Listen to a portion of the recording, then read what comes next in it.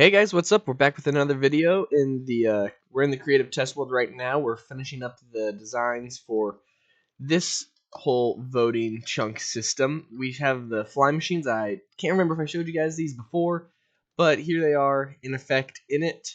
Now what we have to do is the vote processing system. And I'm sure there's an easier way to design this what I'm doing, but I'm not the smartest man.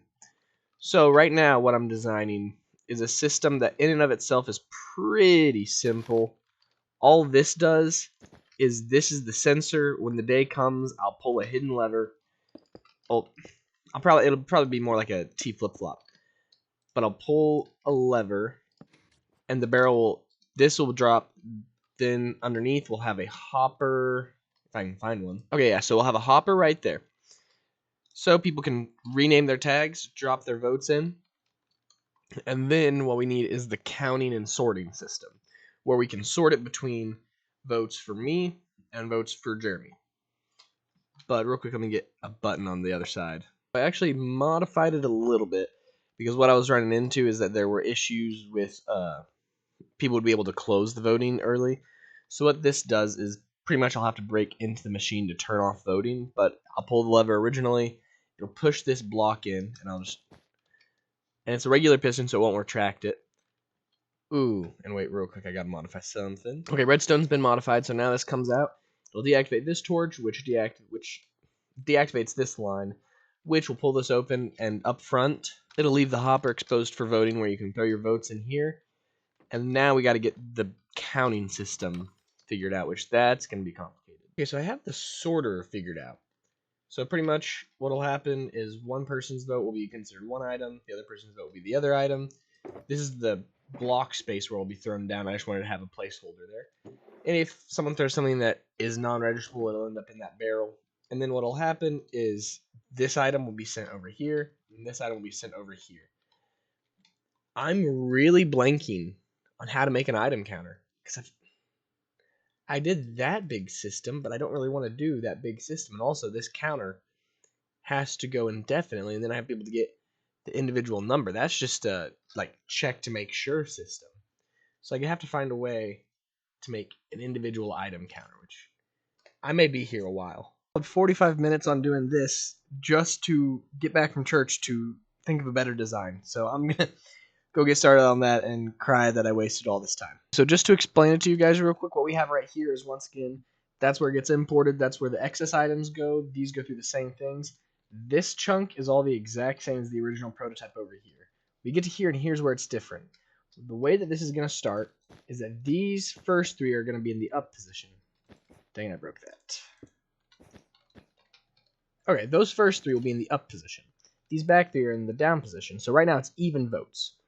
This will keep track of the difference of votes. So what I need to do is I need to find a way where this machine will sense the current layout.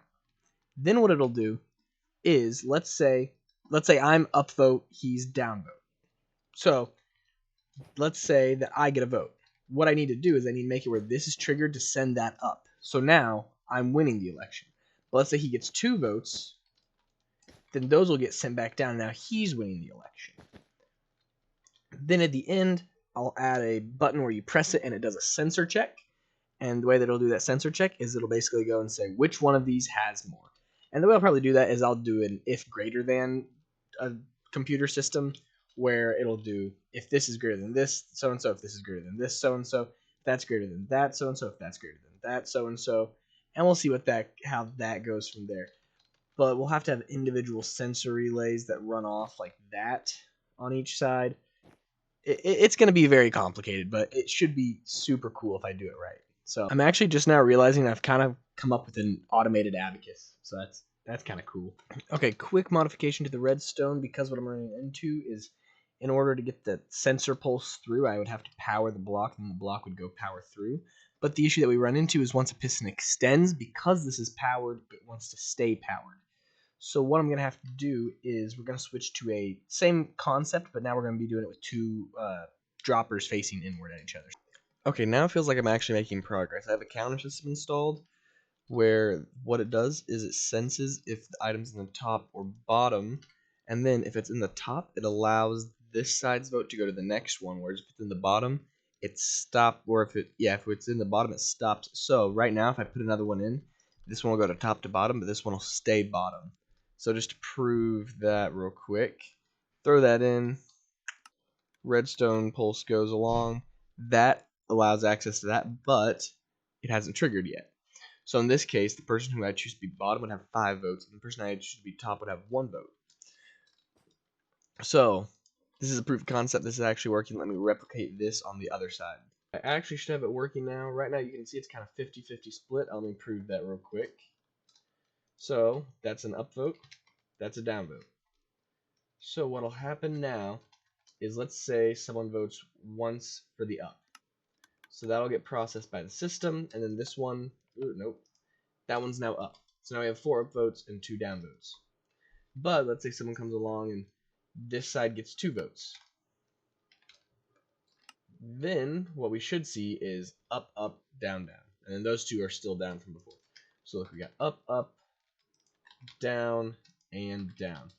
So this system is in fact working. Now let me even that out because I like to be even.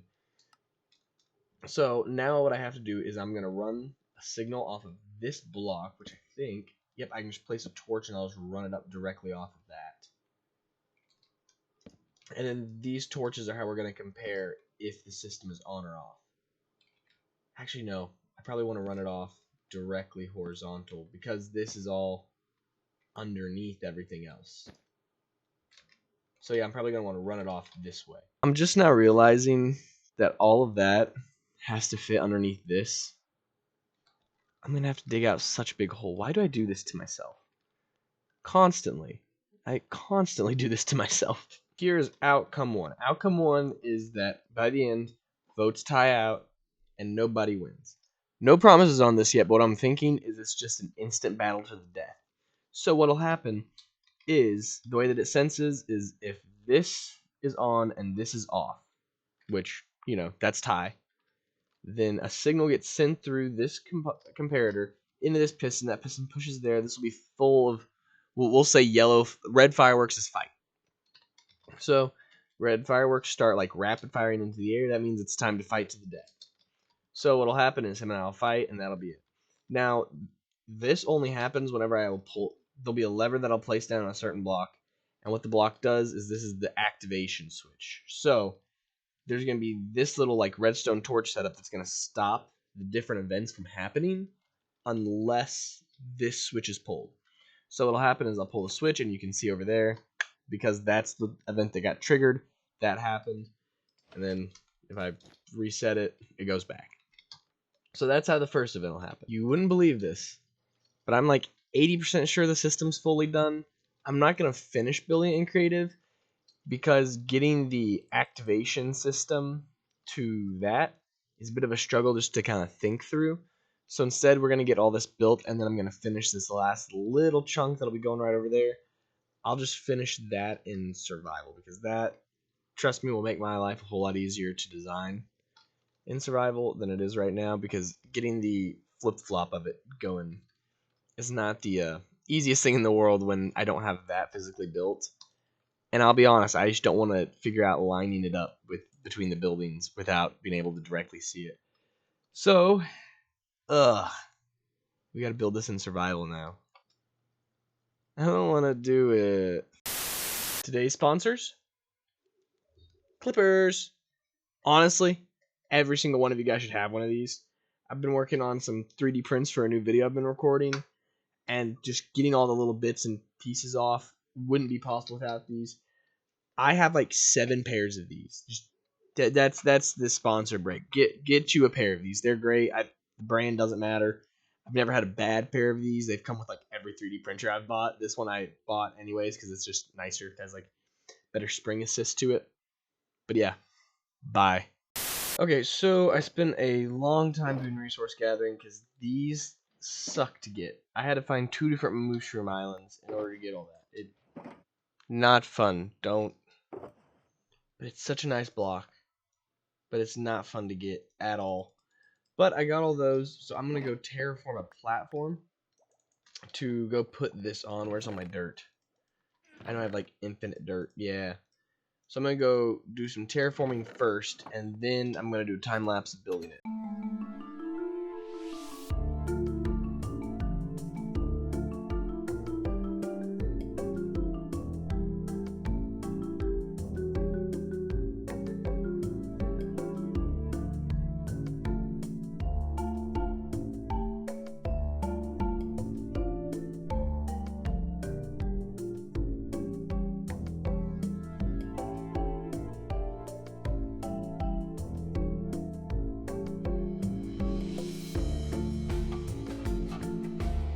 Okay, guys, and just like that, we got this whole thing built.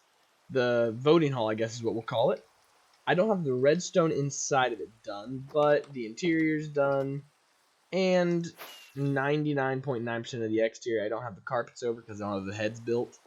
I'm actually going to work on all of that redstone off camera, and then whenever we start the next video, I'll start with a, well, I guess we'll just start with something else because this will be done. I don't want to show it happening yet because I don't want it to trigger and the head fly off into infinity. So yeah, I hope you guys enjoyed this video. We're stuck on the inside. Let me find a better spot to end.